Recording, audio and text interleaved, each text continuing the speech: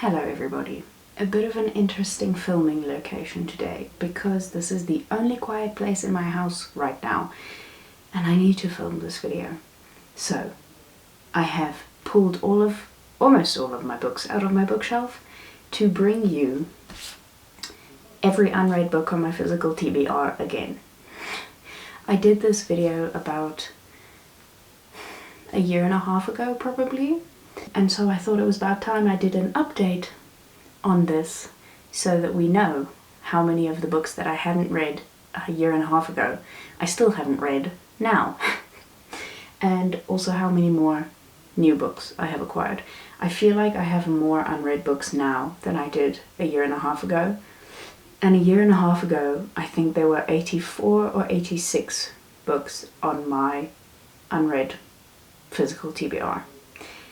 And yeah, I feel like there's gonna be more now. Without further ado, let's get into these stacks of books that are literally almost as tall as me. Let's just get right into it without wasting any time. I'm gonna start with my TBR pile, except that this is not really on my TBR pile. It was just, I couldn't fit it on my bookshelf, so I put it next to all my TBR books. It is Atlantis by David Gibbons. On my classics TBR for the year that I set myself, I still haven't read The Moon in Sixpence by W. Somerset Maugham. I haven't read Whose Body by Dorothy L. Sayers. I haven't read the portable 19th century African American women writers. And I also haven't yet read The Secret History by Donna Tartt, which was on technically two of my TBRs. It was on my March TBR and it was on my classics that I want to read this year TBR. Continuing on this pile, we have some non-fiction. The Deeper Meaning of Life by Douglas Adams and John Lloyd. The Violet Hour by Kate Royfey. I don't know how to pronounce her surname. I'm assuming it's not Royfey, but it might be. Anyway. This shouldn't be on here because I have definitely read Big Magic by Elizabeth Gilbert. I did not see that this was on this pile. I have read that. I still haven't read Wind Pinball by I was going to say by Haruki Murakami. I still haven't read Wind Pinball by Haruki Murakami. And then I have Let's Bring Back by Leslie M. Bloom. 101 Ways to Go Zero Waste by Catherine Kellogg.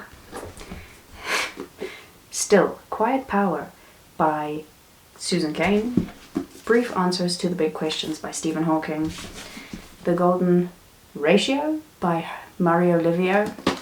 And I still also haven't read The Glass Universe by Dava Sobel. I also haven't read Post-Truth by Evan Davis.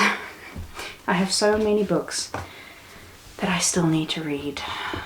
It's not even funny, and I keep wanting to go into the bookshop to buy more books. It's not going well for me. The Tenant of Wildfell Hall by Anne Bronte. Orlando by Virginia Woolf. The Years by Virginia Woolf. The Blacker the Berry by Wallace Thurman. Last Exit to Brooklyn by Hubert Selby Jr. The Picture of Dorian Gray by Oscar Wilde. Jane Eyre by Charlotte Bronte. The Black Tulip by Alexandre Dumas. And then The Scapegoat by Daphne du Maurier. Those are my classics that I haven't read yet. These piles are gonna just move from one pile to the next. But anyway, The Sweetness of Water by Nathan Harris. A Tall History of Sugar by Cordella Forbes. The Colossus of New York by Colson Whitehead. No One Is Talking About This by Patricia Lockwood. My Sister, the Serial Killer by Oyinkan Braithwaite. The Mirrored World by Deborah Dean. My Brilliant Friend by Elena Ferrante. The Night Ocean by Paul Lafarge. And at certain points we touch by Lauren John Joseph. Next pile. Which one am I going to do next? I'll do this one because it's quite little. The Tales of Beedle the Bard by J.K. Rowling. Buddhism for Bears. With illustrations by Chris Riddle and text by Claire Nielsen. Anthem by Ayn Rand. Atlas Shrugged by Ayn Rand. Here's some more classics. The Story of a South African Farm, or an African Farm, by Olive Schreiner. Fanny Hill by John Cleland. D.H. Lawrence's Women in Love. You probably can't even see half of these covers in this light and so far away from the camera. But anyway, Tessa the D'Urbervilles by Thomas Hardy.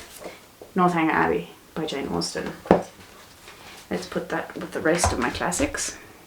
Then these books are books that I'm not really looking to read anytime soon. They're all kind of coffee table books, and I will read them over a long period of time, come back to them then and whenever I feel like it. Photo Wisdom,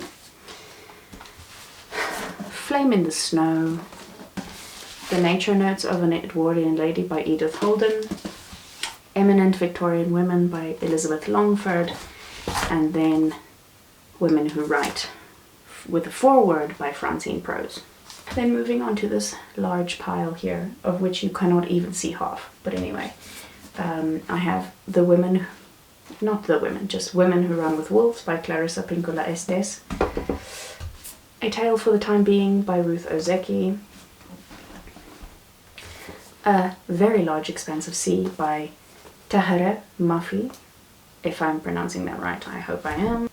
Their Finest by Lissa Evans. My Year of Rest and Relaxation by Otessa Moshfegh. The Bell Jar by Sylvia Plath, which shouldn't be here, which should be with my classics, but every time I rearrange my bookshelf, I fail to notice that the Bell Jar is just with my regular fiction and not with my classics. So I'm going to put that on my classics pile now so that I remember. Then I have The Labyrinth by Kate Moss. Unaccompanied Women by Jane Jaska, or Jaska. Rachel's Holiday by Marion Keyes. Hamnet by Maggie O'Farrell. Mrs. Hemingway by Naomi Wood.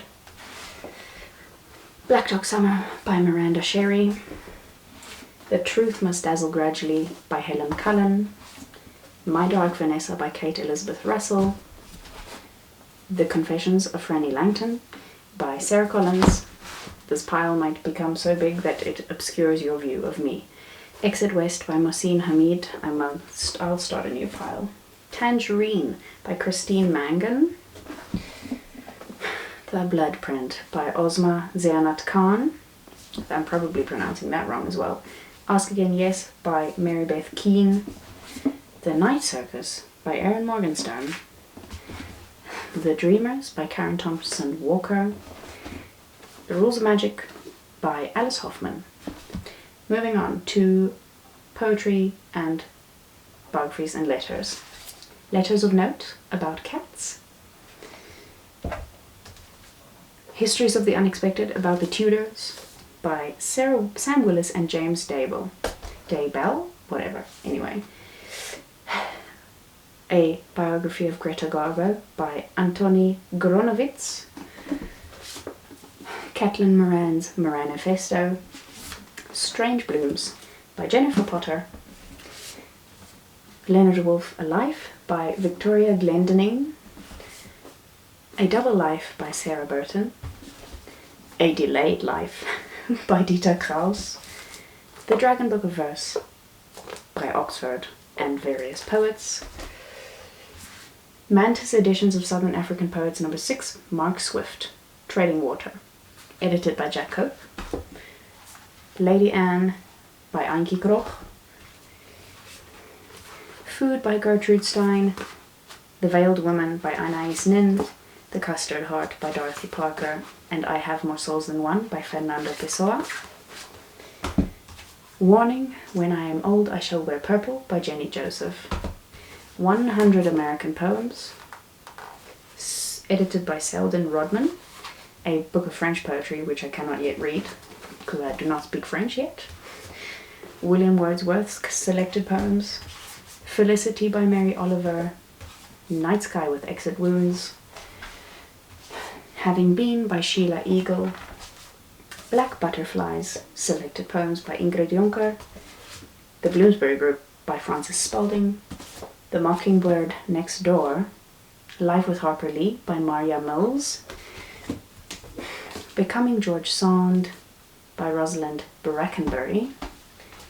Living Biographies of Famous Women by Henry Thomas and Dana Lee Thomas, and a Z, or Z as I would pronounce it, a novel of Zelda Fitzgerald. And very lastly, The Alchemist by Paulo Coelho. I don't know how to pronounce his surname. I'm so very sorry. But now that I have made a right mess in front of me, I will insert a clip of what it looks like from my point of view here. And I will also count all of these books in a moment and put a number up on screen here to tell you how many books I have that are unread on my physical TBR. I have some serious reading to do, and I'm very disappointed in myself.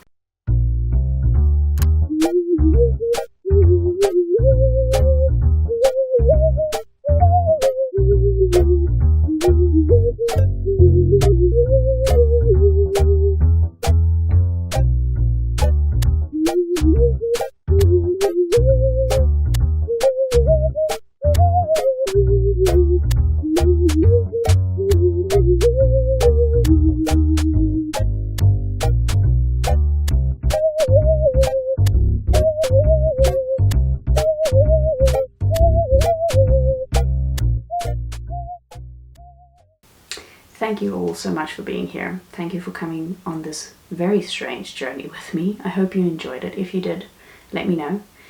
And I will see you all again next week, hopefully, with another video. Bye.